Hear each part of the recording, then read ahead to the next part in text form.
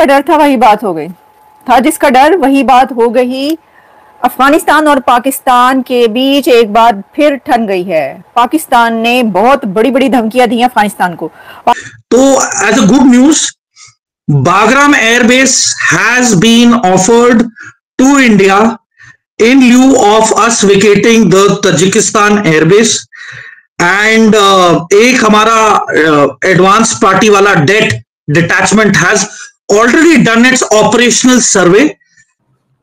सो ये पाकिस्तान को एक टफ टाइम देना चाहते हैं, लेकिन उनको इस चीज़ का अंदाज़ा होना चाहिए कि पाकिस्तान जो है ये it won't get bogged down, it will not be intimidated and we will not let anyone to dictate us। मैं समझता हूँ हमने बड़ा वक्त ज़ाया किया। ये जो काम हम अभी करने लगे हैं ना, ये 2 साल पहले ही सिस्टम ठीक कर लेना चाहिए था। जो काम हम अभी करने लगे हैं ये 2 साल पहले सिस्टम ठीक कर लेना चाहिए था। गलती हमारी है, हम इंतज़ार करते रहे। एक भारत का C-17 हरक्यूलिस जो कि लगभग 90 टन तक भार ढो सकता है। 90 टन का भार तो अब किस चीज का होगा कि ये C-17 जो है साहब, ये काबुल में उतरा। And so this is something which is actually कि क्या कहते हैं, कहीं पे निगाहें हैं कहीं पे निशाने। तो निगाहें कहीं थी, निशाना कहीं और लग गया। And it is a blessing in disguise which is happen to us. And जो स्ट्रेटेजिक रेलेवेंस, अब मैं कह सकता हूं खुशी से कि जो पाकिस्तान बंदरों की तरह मतलब लिटरली उछल के कूद के बोल रहा था हमें कि भाई any attack on Pakistan means attack on Saudi, तो भैया अब अफगानिस्तान भी उछल के बोलेगा कि any attack on Afghanistan will be attack on India. And by the way Afghanistan has. जय हिंद दोस्तों, आजकल हम खबरें सुनते हैं कि पाकिस्तान का जब मर्जी होता है, ग्राउंड पे तो वो नहीं, लेकिन एयर स्ट्राइक वो अफगानिस्तान के अंदर कर देते हैं। ऐसे में भारत के पास अफगानिस्तान में कोई ऐसी अपनी जगह भी नहीं है कि भारत उसकी रक्षा करे।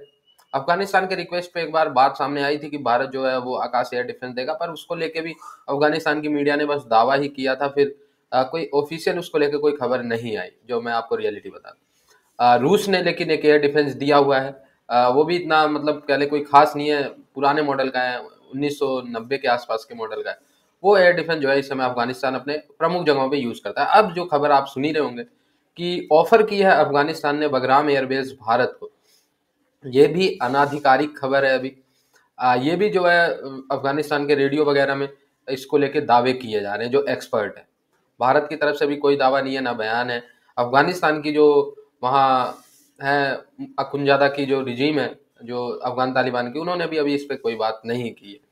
लेकिन अनऑफिशियली ये कहा जा रहा है कि ऑफर की है, क्योंकि भारत का जो C-17 ग्लोब मास्टर वहाँ पे काबुल में उतरा है। उसके बहुत सारे पर्पस हो सकते हैं, क्या पता वो रिलीफ एंड सामग्री लेके पहुंचा हो, क्या पता वो एयर डिफेंस सामग्री लेके पहुंचा हो, और क्या पता वो एयर बेस के रिगार्डिंग सामान लेके पहुंचा हो। पर C-17 ग्लोब मास्टर वहाँ पे पहुंचा हुआ है। C-17 ग्लोब मास्टर आप लोगों को पता ही होगा, नहीं पता तो मैं बता देता हूँ। ये मालवाहक विमान है। यहाँ जैसे रिलीफ के लिए भी अगर सामान पहुंचाना हो हैवी मात्रा में तो भी ये यूज किया जाता है। साथ ही साथ अगर मिलिट्री के जो इक्विपमेंट है वो बहुत भारी होते हैं, उनको भी एक देश से दूसरे देश ट्रांसपोर्ट करने के लिए इसका प्रयोग किया जाता है। मे भी इसमें जो मुझे लग रहा है कि इसमें शायद एयर डिफेंस ही हो, आकाश एयर डिफेंस जो दावा किया गया था। खैर Pakistani and so this is something which is actually कि क्या कहते हैं, कहीं पे निगाहें हैं कहीं पे निशाने। तो निगाहें कहीं थी, निशाना कहीं और लग गया।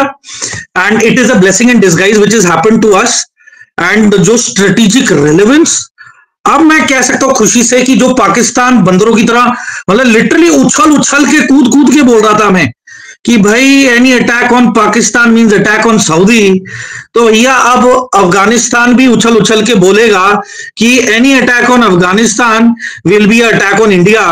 And by the way Afghanistan has outsourced its air space to India. तो अब आ जाओ, अब क्या करोगे? अब उत्तर दक्षिण पूर्व पश्चिम मतलब कहां यार, you going to get banked from all directions. कहां छुपोगे? इतनी डेडली ऑर्जी मैंने कभी इमेजिन नहीं की। But Pakistan is in for thick shit. And भाई अब ये आई थिंक जो 25,000 इन्होंने प्रॉमिस की थे ना सऊदी एंड जो इंटरनेशनल स्टेबलाइज ISF जो है ना गाजा के लिए थी, हम 25,000 ISF भेजेंगे, 25,000 सऊदी भेजेंगे, मुझे लग रहा है इन्हीं को ही अब इन्हें वापस बुलाना पड़ेगा एंड संभलवाना पड़ेगा पूरा इलाका। ठीक है, इनके तो नेवी चीफ को भी वो बेचारा अपने घर पे नहा रहा था जब फोन किया कि ओ भाई सर क्रीक पहुंच जाओ, उधर कोई हरकत हो रही है, वो अपना वो हाँ सल्यूट मारो जाके, और तुम्हारे आका वहां पे होंगे। तो आका तो है नहीं, आका इनके जो टेररिस्ट तंजीम्स हैं कहती हम तो उधर ऑपरेट नहीं करते, वहां तो खाने का नहीं है, पीने का नहीं है, कुछ भी है ना, there are no facilities there, तो वहां क्या करेंगे? तो वहां पे तो भाई अब खुद ही लड़ाई लड़नी पड़ेगी, there is nobody coming for help. तो ये टूटे फूटे से यूके से होवरक्राफ्ट ला के समझ रहे कि यार गेम बन जाएगी, और ISPR के हेड को बदल दिया, बोल दिया भाई अब तुम अच्छे से ना अलग अलग एंगल्स और ड्रोन्स के साथ एकदम ऐसे फ्लाई बाय वाले शॉट्स लो, अलग अलग एंगल्स में लो, और फिर इसका अब एक नरेटिव तैयार करो सर क्रीक का कि you know we are already in a dominating position in Sir Creek वगैरह। तो मुझे हंसी आती है कि दे आर सो डिल्यूजनल, और ये जो पाकिस्तान मीडिया है एंड एवरीथिंग उस पर वैसी रिस्ट्रिक्शन लगी पड़ी है, वो मतलब they can't tell facts, but let me tell you कि ये इनकी जो इंटरनल मीटिंग्स होती है ना मीडिया हाउसेस की पाकिस्तान में, इन्हें पूरी हवा है कि व्हाट इज ब्रूइंग।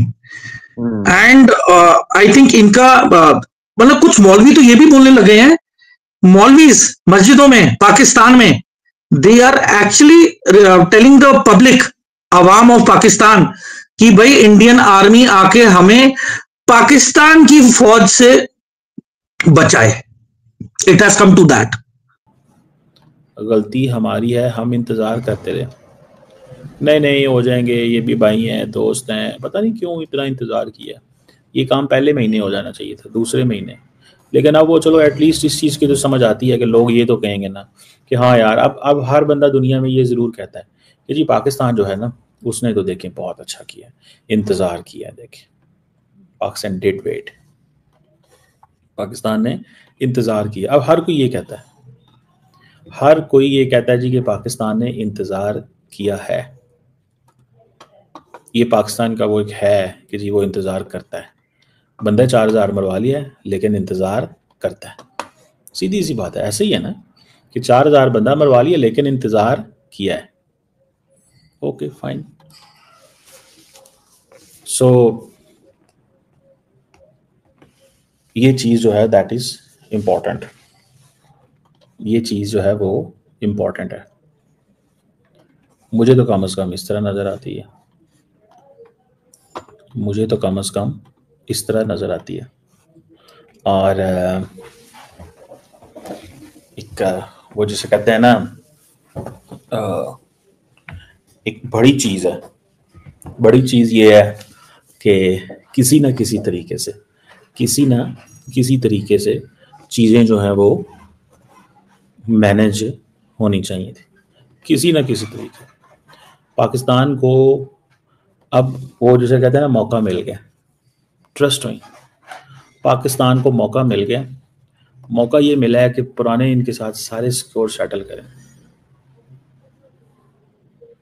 सारे स्कोर सेटल करें। दुनिया में कोई मुल्क जो है ना जब तक उसको तकलीफ नहीं ना होगी, ठीक है ना जी, दुनिया में जब आप किसी को तकलीफ नहीं पहुंचेगी तो तब तक चीजें कैसे ठीक होंगी, कैसे ठीक होंगे, मतलब they are not going to be fine. समझ रहे हैं बात का? तो इसमें ये चीज़ हमारे सामने क्लियर है। अब पाकिस्तान का जो डिफेंस मिनिस्टर, अगर आप उसकी भी स्टेटमेंट देखें, उसने क्या कहा, उसने कहा जनाब हमने अमन को चांस दिया, इन्होंने बड़ी सख्त किस्म की स्टेटमेंट्स दी, हम जो है वो अपना बिल्कुल असला इस्तेमाल नहीं करना चाहते थे, हम अगर ये हमारे साथ ये कर रहे हैं तो हम इनको घरों में दोबारा भेजेंगे, ठीक है जी।